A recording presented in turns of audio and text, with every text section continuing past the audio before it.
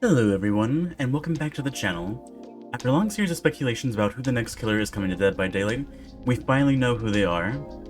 No, it is not Springtrap from Five Nights at Freddy, nor is it Candyman, but instead it's actually Hellraiser, also known as Pinhead affectionately. With this chapter there is no survivor to go along with him, nor is there a new map being released with him. He is known as the Cenobite, which I have no reference point for because I haven't seen any of the Hellraiser films, I must admit. So to me, I'm gonna call him the Cinnabon, because why not? It rolls up the tongue better. Going over his stats, he's a normal base movement speed killer at 4.6 meters per second, otherwise known as 115% movement speed. He also has a normal tear radius of 32 meters, which is pretty good overall. I think we could do with more 115% movement speed killers. His power is known as Summons of Pain, and features two components to it. The first part of his power is his Gateway ability. When using your secondary ability, you project a target onto the ground that travels further the longer you hold it. Pressing M1 while the target travels will cancel it, but upon releasing the secondary button, your camera will zoom into a hook at that target's location, and it will move along the same trajectory you move your camera at. During this time, Pinhead is unable to move, but if the hook makes contact with the survivor, hooks will appear in the environment to hunt and restrain that survivor, and you'll quickly transfer back to Pinhead's point of view. Hooks that make contact with the survivor will drastically reduce their walking speed and make it to where they can't run away more or less, and incapacitate them from interacting with the environment, including with windows and pallets. You can break away from the hooks similar to how you can break away from the Deathslinger's Redeemer's chain, but the more hooks that restrain you, the longer it'll take for you to successfully break away from their grasp. The secondary component to his power is the Layman Configuration, a small holdable item you're able to pick up and interact with both as survivor and killer. With survivors, you can see the cube anywhere across the map. It's revealed in a white aura and over time becomes yellow, if no one interacts with it for a long period of time, that is. Around the survivor portrait icons are timers. When it fills up completely, because no one has interacted with the configuration at that point, chains will start randomly appearing in short intervals throughout the environment to more or less hunt you down to incapacitate you, even if Hellraiser is across the map. If you, a survivor, go to pick up the item, and if you are already holding an item, you'll basically just switch them like an ordinary item. While holding it, it'll show you you're in possession of the box around your character's portrait, and you'll hear a soothing but eerily creepy melody, and you'll suffer from the oblivious status effect during that time. Pinhead will also be able to see your location thanks to the box's aura, and when holding the configuration, you'll be prompted to solve the puzzle more or less. If you succeed in solving the puzzle by filling up the progression bar and succeeding a skill check or two, everyone's timer will be reset, and the next cooldown will be delayed for about 30 seconds before it renews again. If you choose to simply hold onto it and not attempt to solve the puzzle, everyone's timer will be paused. If you're holding onto it, however, and you attempt to progress the game like repairing a generator, chains will intermittently spawn every few seconds to incapacitate only you. If you attempt to solve the puzzle, Pinhead will have a prompt on the screen to teleport to your location, during the puzzle box interaction that is, regardless of where you are on the map, and he'll say the following. The box. You opened it. I came.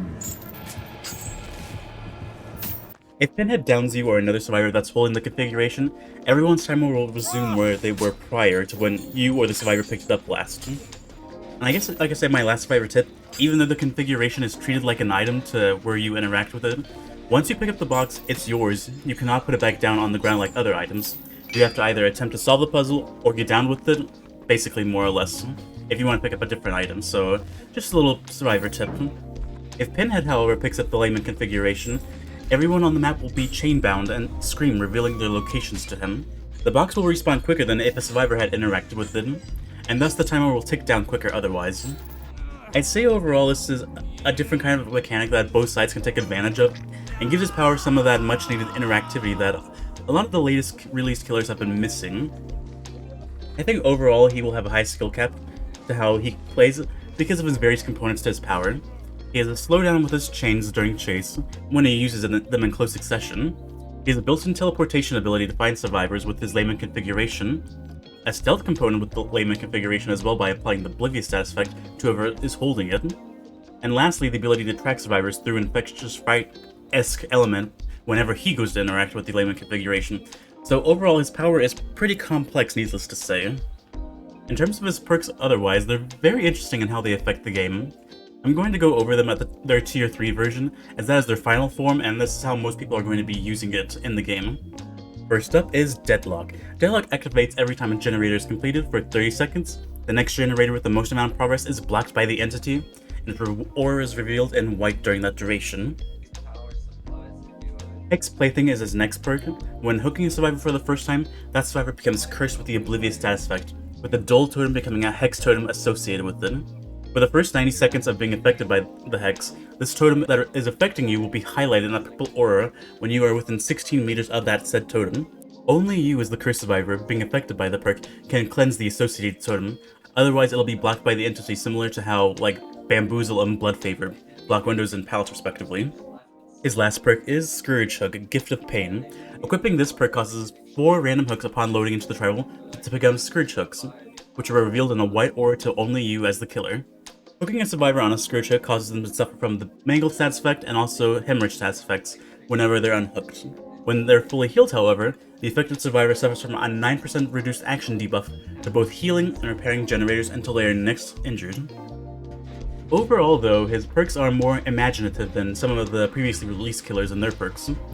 If nothing changes, I think Deadlock will become universally viable because of its ability to proc 4 times in a game for a total of 120 seconds. It's like middle of the game Corrupt Intervention, but spread out intermittently. And Corrupt saves quite a lot of gameplay, especially at higher ranks, so I don't see why Deadlock wouldn't go along with it more or less. With that being said though, however, the generator does block might not be the generator that survivors are currently working on at the time it's blocked, so it might not waste the survivor's time necessarily. But it can still provide you a direction to go to and regress a particular generator and pressure that area. It could also mean that while you're hooking a survivor and one generator pops, another generator that's far away is blocked and allows you time to get over there and push the survivors off.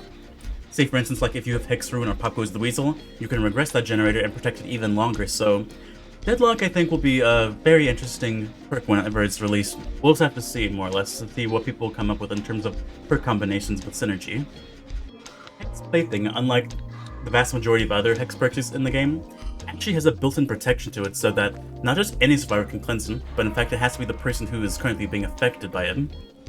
You may get a survivor who doesn't know totem spots necessarily, or you get a really good totem spots where you almost have a built-in undetectable status effect against that one particular affected survivor, or even multiple affected survivors, so Hex Plaything could be like a high-risk, high-reward kind of perk, especially because with the Oblivious status effect in normal killers, not being able to hear their terror radius is kind of an important thing. Like, for instance, like a Leatherface runs this, he has no lullaby or any other discerning factor other than his terror radius, and because you can't hear it, it's basically, he can sneak up onto you if he has line of sight blocking him, and then subsequently down you in a dead zone. So overall, this is going to be a very interesting perk to see how people can use it properly.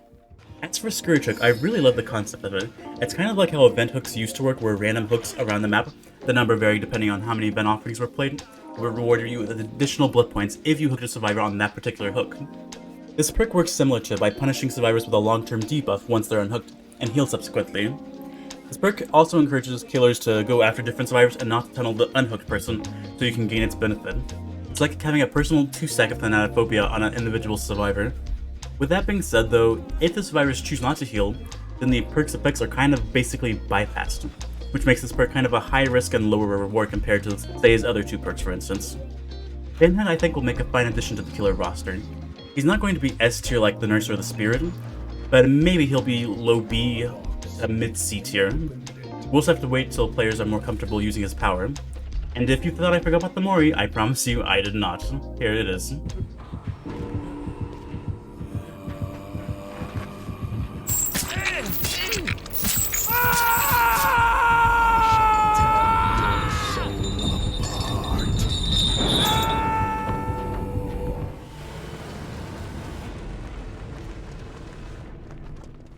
Thank you so much for watching, and if you enjoyed or learned something new from the video, please be sure to like and subscribe for more content. Also, leave your comments down below on your impressions of Pinhead. I'm Me3, and remember the 3 Gs: good games, good luck, and goodbye for now. I'll see you next time.